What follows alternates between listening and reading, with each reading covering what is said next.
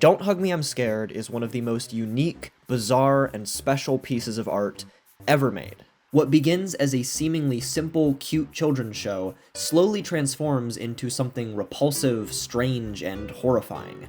But not without purpose, as the story of Don't Hug Me, I'm Scared contains many layers, masterfully commenting upon and depicting the issues that can plague the pursuit of creative artistic expression, and, in the end, tells the story of how they can be overcome.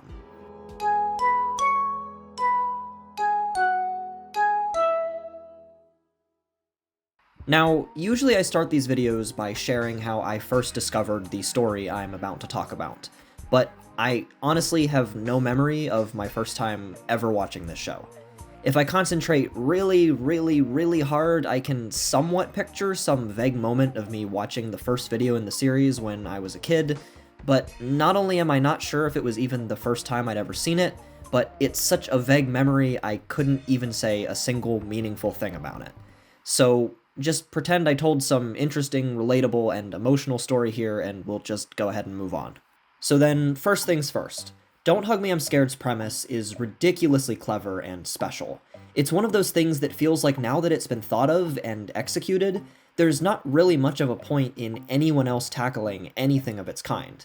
I mean, somebody could do it, but man, topping this would be a very difficult task. I don't want to know how to have dreams! No! No! The concept, put very simply, is that there's three Sesame Street-esque characters living in a small, colorful home together, and that seemingly each day, a different goofy character appears to teach them lessons about the world. In the first episode, a sketchbook comes alive and begins teaching the trio about the wonders of creativity through an upbeat, energetic song, and then later a clock teaches them about time, a butterfly about love, and so on. But what most distinctly separates this series from its source of inspiration, shows like Sesame Street, is its consistent rapid descent into all-out horror that takes place not that far into each episode. What begins as simple fun always turns to dark, cynical, abject terror. It goes from a peachy, lovely little children's tale to just a straight-up nightmare. And while it does turn immensely gory, violent, and horrifying, it's not without purpose. It's not just trying to gross you out or capitalize on some absurd gimmick, but is rather using this dark descent to comment upon topics deserving of such darkness. It's out of my hands, I'm only a clock. Don't worry, I'm sure you'll be fine. But eventually everyone runs out of time. But I want to get further into that in just a little bit, because I'd also like to address the ridiculously impressive and inspired production design of this whole thing. Don't Hug Me, I'm Scared would be an impressive feat of artistry even if it held no depth under its surface, because the way it's made is just beyond stellar. Every single frame of this entire series exudes a tremendous amount of imagination, talent, and creativity. What's your favorite idea? Shut up, I'm not done. Pretty much everything on screen was built practically. The main trio are beautifully designed puppets or very cleverly made suits. The sets are so intentionally crafted to capture the exact tone and vibe of this type of television show, and the way it's all built to move and be interacted with is just so impressive. Puppetry is an increasingly rare and special art form, and it's stuff like Don't Hug Me, I'm Scared that demonstrates just how underutilized it is today in our world. It's an art form that deserves infinitely more credit and recognition than we're seeing today, and even though it's a massive damn shame that that's the case, it's still incredible that we get any of it at all. Especially in the case of Don't Hug Me, I'm Scared, because I think it's quite fair to say that this story wouldn't have had nearly the same impact if it had been done in any other style. We are in the universe. Planets live inside the moon. A rocket ship can go to space. A rocket ship can go to the moon. Everything about this show's production is just exactly right. It's really worth slowing down and closely examining some of these sets and some of these characters and props, because they are just wildly impressive and detailed. And since the story moves at such a rapid pace, it's pretty easy for it to all just wash over you. Like, look at all this stuff. There's so much detail and so much passion pouring out of everything. I can't even imagine the amount of time that went into making this all look as good as it does. Time is a tool you can put on the wall or wear it on your wrist. Shut up. And even beyond the production design, this is a gorgeously shot and colored series.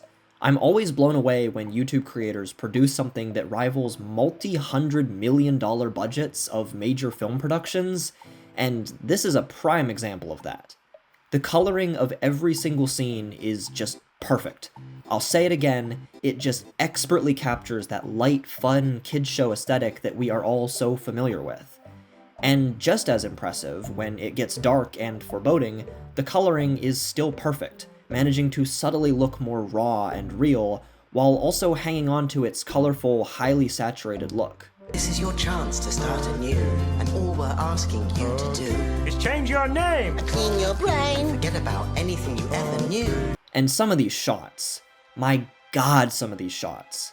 Don't Hug Me I'm Scared is simply a masterclass in creating beautiful, rich, symbolic imagery with a low budget. It's clear in the end result of every scene that those behind the camera really cared about what they were making, and that the messages they were aiming to convey were tangible in every aspect of the series. That same energy carries over to the animated segments as well. Puppetry is, of course, the primary art form for this series, but there's also a whole bunch of quick, clever bits of animation, all brilliantly done and all deploying a wide variety of styles and techniques. I see a silly face. Walking along and smiling at me. On that same note, each episode of Don't Hug Me I'm Scared features at least one notable original song, and every single one of them is phenomenal. I would imagine most of us are familiar with the type of generally grating, obnoxiously upbeat music that can be found in a plethora of children's programs. The type of stuff that is made for kids and kids alone, in that as soon as you reach a certain age, it's just too loud, too energetic, and too overly positive to really be appreciated anymore. Don't Hug Me I'm Scared not only captures that general vibe perfectly, but does so with just the right amount of real quality composition to make you simultaneously hate and love what you're listening to.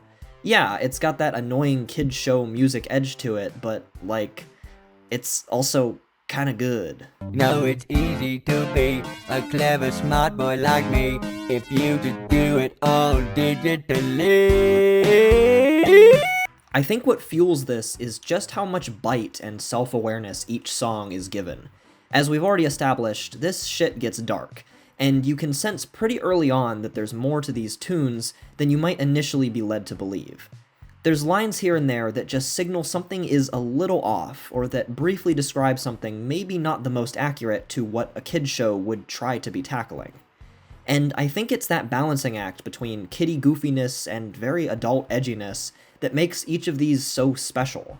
I wouldn't say it's the type of music you'd casually put on for a car drive or anything, but for me at least, every time I revisit this story, I love the hell out of my listening experience. Together we could understand about love.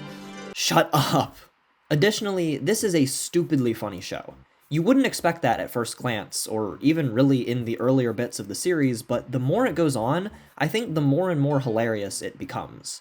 There's already an innate humor in the fact that it's a funny little kids television show that sporadically descends into over-the-top gore and insanity, but also just in the way it's all presented. It's just so intentionally comical. It's kind of hard to depict without watching yourself, but there's a lot of comedy brought out through timing. Sometimes the show will bait you into thinking something will happen and then pivot real fast to something unexpected and random. Sometimes characters will just say or do the weirdest things that nothing can really prepare you for, and then also there's just a lot of interruptions. Time's just a construct of human perception, an illusion created by... And of course, as is to be expected, the comedy, and pretty much everything good in the story for that matter, comes from the characters and their interactions and reactions to this absurd world. These three guys are just perfect. Absolutely perfect. They are so full of personality and so distinct not just in their own show, but just in the larger world of media in general. I'll say I think it's a pretty great sign that a main cast of characters are brilliantly executed when pretty much everyone disagrees on who the best character is, and nobody can really make an objective case for one in specific. They are just all superb. They all fulfill exactly what this story needs, and I can't imagine what any other type of character would look like leading any of these episodes. What is the biggest thing in the world? That's a tricky one. A mountains? A sky? A windmill? No! I'll also just add that I adore how equal they all feel. There's not really an obvious main protagonist, just a very well-balanced trio of characters who all bring their own special something to the story. Red Guy is excellent for his dry, fundamentally disinterested demeanor and way of speaking, contrasting hilariously with the otherwise upbeat, whimsical tone. Oh yeah, wow, because of the computer. Duck is fantastic because in a lot of ways, he just feels like a real dude. A lot of what he says and does feels borderline sarcastic, like he's an actor not fully losing himself in his role. Isn't that what friends do? And we have finished the chicken picnic. And then there's Yellow Guy, who is my personal favorite of the three. I would say that he fits into all of this the best, feeling like an authentic Sesame Street-esque character who is there to happily learn about everything being told to him. He's naive, he's innocent, he's honestly pretty dumb, but he feels the most a part of this story, and as a result, ends up feeling a lot like a victim by the time everything is said and done. As much as I love this story, it does always hurt a little bit seeing him so tormented by this world in the last episode. Good night, guys. I miss you. Beyond just the main trio, though, there's a lot of inspiration bursting from the side characters as well, mainly the teachers, for lack of a better word. Each one of them is so over-the-top energetic and completely and entirely lost in their performance. They are there with a clear agenda to force, and no amount of pushback can sway them from said agenda. They are all so lively, so distinct, and because of the nature of the narrative's darker undertones and true messaging, they are all very sharp-edged, coming across as hostile in a lot of moments. What's your favourite colour? Stop Do you talking. like cows or goat's milk? Be Do you quiet. have brown hair? What is your blood type? Are you allergic Shut to up! Don't touch me! What? Because I'd feel forever incomplete if I made a Don't Hug Me I'm Scared video without mentioning my favorite little dude. This Bread Guy is my absolute favorite side character. He's in it for like 15 seconds or so, but I just love him so much. He makes me laugh every time I come back to the show. Fish and chips. Steak and beef. Chicken-a-chow. Grapes and eggs. Steak. Eggs. Every single side character is so special and so memorable, and I would also go so far as to say that the main three are among the best characters to ever come out of the internet. I'm a computer. I'm a computery guy. Yeah, I kind of walked right into that one. Or, I guess, wrote myself right into that one. Just a little fourth wall break there for you. Alright, I'm done dancing around the actual story of Don't Hug Me I'm Scared. Under all of this stellar production design, character work, cinematography, and music lies one of the most timely and pointed messages, especially these days. This show has aged remarkably well, which is honestly not the best, but whatever, this is where we're at. At its core, Don't Hug Me I'm Scared is a powerful statement on the immense importance of originality and creativity. What's your favorite idea? Shut the hell up, we already did that bit. The very first episode is obviously all about creativity, but as it goes on, there's little moments that stick out that contradict this theme. The sketchbook teacher labels multiple things as uncreative and discourages certain forms of expression for no discernible reason. And then things get really weird and terrifying. Right off the bat, there's a pattern of our main trio hanging out, expressing genuine interest in something worth learning, starting to get educated on it, but then having their pursuit of knowledge hindered by strange, close-minded, aggressive behavior. Sometimes this comes in the form of interruptions, yelling, harsh disagreements, and etc. As they unfold, it becomes increasingly more apparent that what they are pushing is a restrictive, toxic viewpoint on the subject matter. And the horror starts to creep in when the main trio recognize this and begin to push back. Eventually, Red Guy gets completely fed up with it all and just straight up leaves. And not soon after, something very dark and open to interpretation happens to Duck that pushes him out of the story as well, leaving just Yellow Guy behind. And once all of that happens, we pull out of the kids' television show format and enter what seems like either the real world or a representation of it. Can you file these files, please? Everything we've seen up until this point, whether it was adorable or repulsive, was bursting with imagination. But now we are seeing something very different. We are shown a world that very closely resembles aspects of our own, and it's stale, lifeless, colorless, and, quite frankly, depressing. I'll just say real quick though, I think it's pretty funny that this uninspired world, in how lifeless it's shown, is actually yet another example of Don't Hug Me I'm Scared's wild creativity. Even in the depiction of the desolate, it's still bursting with inspiration. I just think that's cool. It's in these scenes that it is seemingly alluded to that Red Guy was the creator of this show. It's shown that he didn't quite fit in with this world of sameness or stagnation, and that he had dreams of telling stories. He then supposedly partnered with this weird little gross piece of shit here to produce his show about a cute little cast of characters who learn lessons from other funny characters and sing lighthearted songs. And when you dig deeper, it seems that the implication of the slow descent into darkness and horror of this narrative comes from the gradual poisoning of his intentions for the show. Are you hungry? You look to be a bit hungry. No. Do do do do. Lots of people get hungry. The first episode, being all about creativity, turns dark because of the subtle introduction of anti-creative messaging, of restrictiveness. The Time episode turns dark because when the main trio question the clock's closed-minded, limited perspective on the topic, he pushes back and silences their curiosity. The Love episode turns dark when the very idea of love is taught through the lens of religion, of law, and of some larger alluded-to rule that must be followed. And then there's the Internet episode that seems like maybe it was supposed to be taught by a globe about something entirely different and likely more wholesome, but instead descends into surface-level distractions and total mindlessness. And then the final nail in the coffin, the Health episode, is just kind of borderline propaganda. There's basically no truth to anything taught within this one.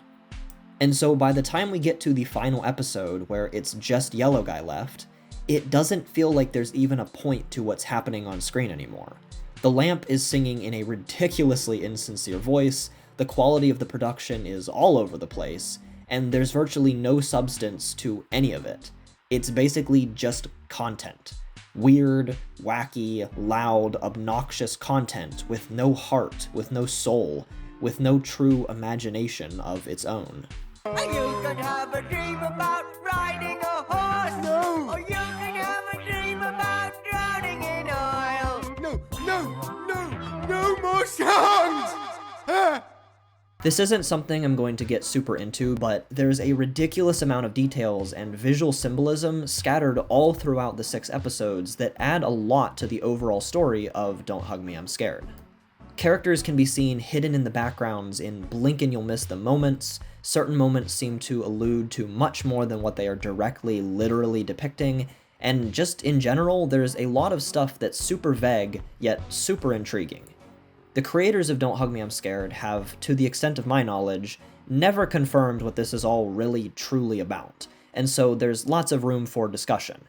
And because of the nature of a lot of the hidden details and bits of visual symbolism, it's up for debate just how much is pointing to real-world messaging and just how much is pointing to in-universe lore. As for me, and what I get out of this beautiful story, it's all about that fight for creativity and unrestrained imagination. And for me, it all comes down to how this story closes out. At the end of episode 4, Red Guy finds himself in a room that seems to be the production of the very show he wants to make, but super, super, super low budget. He's, of course, very confused at first, and the episode concludes with him literally being mind blown. And then in the series finale, Red Guy stands in front of a massive, strange control panel that looks to rule over the entire production of the show. He wanders over to a giant outlet and decides to unplug the whole thing.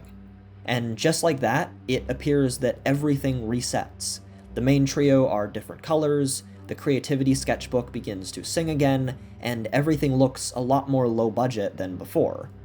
It's a popular interpretation that Red Guy found a way to break free of the stagnant, restrictive control that had been imposed on his story and produce the series he originally wanted to, independently. And yeah, I mean, I like that interpretation the most, and tend to agree with all of it. Because now, what Don't Hug Me I'm Scared exists as is a wildly inventive, beautifully crafted, gorgeously produced story about the true value of creative expression, and a bit of a cautionary tale on letting outside influences corrupt your vision. As someone who really passionately loves the arts and the endless variety of creativity that human beings can express through art, this story and this message just hits me right in my soul. It's always a pretty indescribable feeling to watch that slow reveal of the low-budget set, the falling of the calendar page indicating a new tomorrow, and the abrupt but powerful cut to credits. I love puppetry, I love film, I love storytelling, I love art, and Don't Hug Me I'm Scared is a masterful piece of art that champions authentic, beautiful artistic expression through its own authentic, beautiful artistic expression. And, you know, I just love it.